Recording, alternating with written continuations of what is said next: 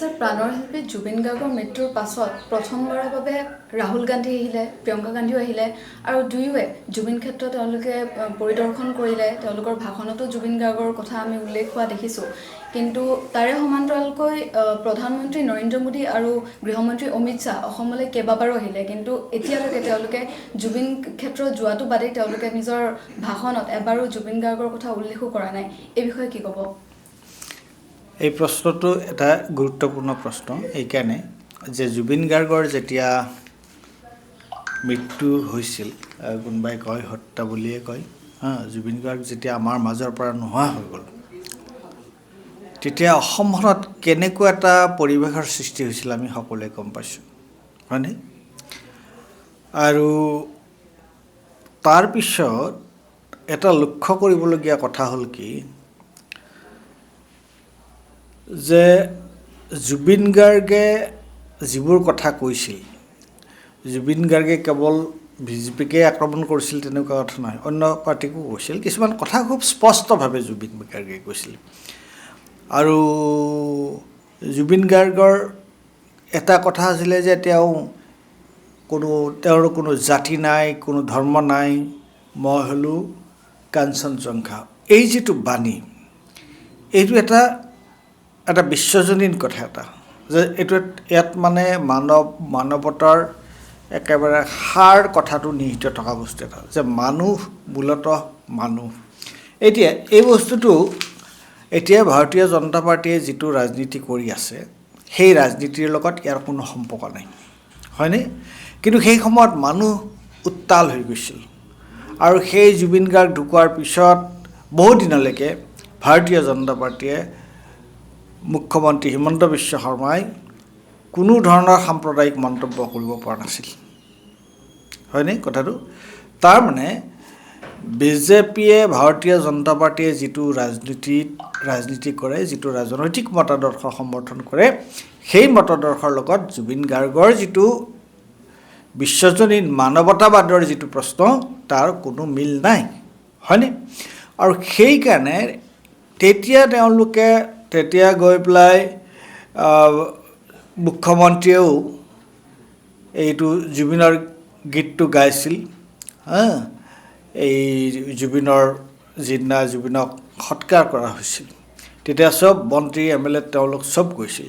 কিন্তু তেওঁলোকে এই জুবিন গাৰ্গক লৈ যিটো ৰাইজৰ মাজত যিটো জনসচেতনতা আৰু যি ধৰণৰ এটা আৱেগ এটা ৰাইজৰ মাজত উঠলি উঠিছিল, বা ৰাইজে জুবিন গাৰ্গক লৈ যেনেকুৱা ধৰণৰ এটা সচেতনতা, এটা জাগৰণ আহিছিল, সেইটো তেওঁলোকে ভাল পোৱা নাছিল। আৰু সেইটো ভাল পোৱা নাছিল কথাটো আমি প্ৰমাণ পালোঁ এইকাৰণে যে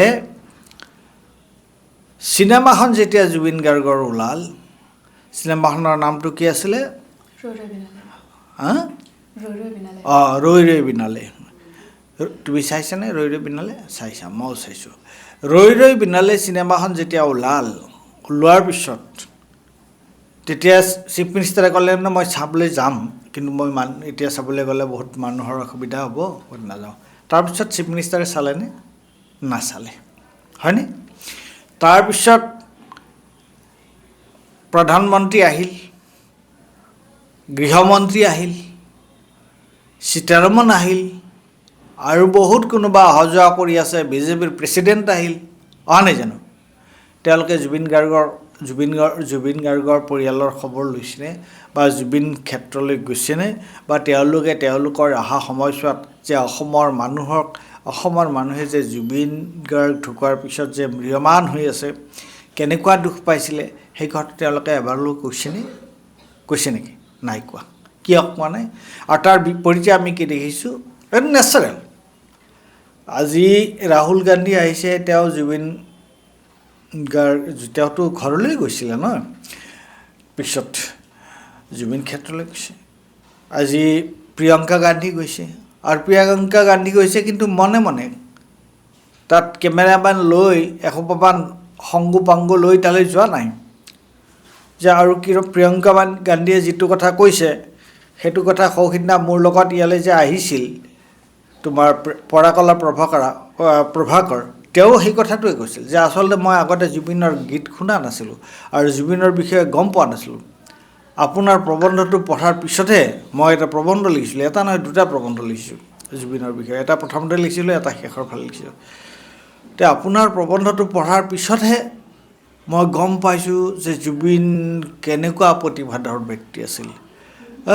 গতিকে কালি প্ৰিয়ংকা গান্ধীয়েও সেই কথাটোৱে কৈছে যে জুবিনৰ বিষয়ে আমি আগতে গম পোৱা নাছিলোঁ, কিন্তু এতিয়া গম পাইছোঁ যে জুবিনে মানুহৰ কিয় অন্তৰ জয় কৰিব পাৰিছিল। গতিকে এই দুটা বিশদ দিশ কথা ওলাই পৰিছে। এটা হৈছে মই যিটো কথা ক'লোঁ যে জুবিনে বিশ্বজনীন যিটো মানৱতা তাত বিশ্বাস কৰিছিল, আৰু ভাৰতীয় জনতা পাৰ্টীৰ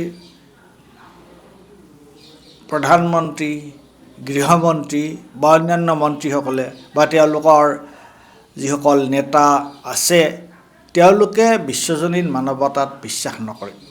দিন ৰাত তেওঁলোকে তাৰ বিৰুদ্ধে কথা কৈ থাকে, আৰু সেইকাৰণে তেওঁলোক আহিছে গৈছে, তেওঁলোকৰ ভাষণতো জুবিনৰ উল্লেখ নাই, আৰু জুবিন গাৰ্গৰ প্ৰতি শ্ৰদ্ধা জনোৱাৰ কোনো তাত আমি দেখা নাই। গতিকে সেইটো এতিয়া প্ৰশ্নটো হৈছে এই কথাটো, জুবিন গাৰ্গক পলিটিচাইজ কৰিব নালাগে, এইটো ঠিকে আছে, জুবিন গাৰ্গকলৈ পলিটিক্স কৰিব নালাগে, ৰাজনীতি কৰিব নালাগে, সেইটো আমি কওঁ। কিন্তু প্ৰশ্নটো হৈছে যে জুবিন গাৰ্গৰ যিটো সত্তা আছিল, জুবিন গাৰ্গৰ যিটো আদৰ্শ আছিল, সেইটোক আমি ঊৰ্ধত তুলি ধৰিব লাগে নে নালাগে। আৰু জুবিন তেনেকুৱা এজন ব্যক্তি যেতিয়া নোহোৱা হৈ গ'ল, আৰু নোহোৱা হ'ল কি ষড়যন্ত্ৰৰ বলি হ'ল তেওঁ, সেই যে ব্যক্তিজন নোহোৱা হৈ গ'ল, আৰু তাৰ কাৰণেইতো অসমৰ মানুহে হিয়া ঢাকুৰি কান্দিছিল, তাৰ কাৰণেতো অসমৰ মানুহে ৰাস্তালৈ ওলাই আহিছিল, তাৰ কাৰণেতো এতিয়াও অসমৰ ডেকা যুৱক যুৱতীয়ে চৰকাৰে তেওঁলোকক ৰাজপথলৈ ওলাই আহিব নিদিয়ে, মানুহক ৰাজপথলৈ ওলাই আহিবলৈ নিদিয়ে, কিন্তু মানুহৰ অন্তৰত এতিয়াও সেইকুৰা জুই জ্বলি আছে। মানুহে সেই আঘাতটো পাহৰি যোৱা নাই, আৰু ফলস্বৰূপে এইটো একেবাৰে স্পষ্ট হৈ পৰিছে। মই নিজে প্ৰথমতে ইমান ভবা নাছিলোঁ কথাটো, মই বোলো তেওঁলোক আহিছে যাব কিবা কৰিব, কিন্তু এইটো এটা দেশকৈ তেওঁলোকে জুবিন গাৰ্গক অৱজ্ঞা কৰিছে। জুবিন গাৰ্গৰ প্ৰশ্নটো যাতে মানুহৰ মাজৰ পৰা নোহোৱা হৈ যায়, জনমানসৰ পৰা যাতে জুবিন গাৰ্গ নোহোৱা হৈ যায়, হেৰাই যায়, তাৰ কাৰণে তেওঁলোকে খুব কৌশল কৰি তেওঁলোকে তাৰ কাৰণে কৌশলী ব্যৱস্থা লৈছে। গতিকে এইটো এটা অত্যন্ত দুৰ্ভাগ্যজনক কথা।